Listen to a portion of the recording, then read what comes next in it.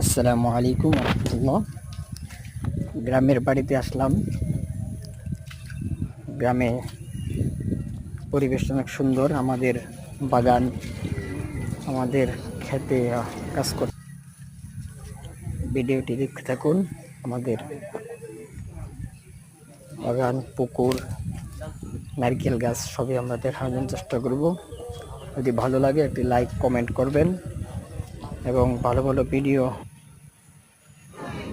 সবার আগে পেতে চ্যানেলটি সাবস্ক্রাইব করবেন। সবাই ভালো থাকুন, সুস্থ থাকুন। আমাদের বাড়ি, আমাদের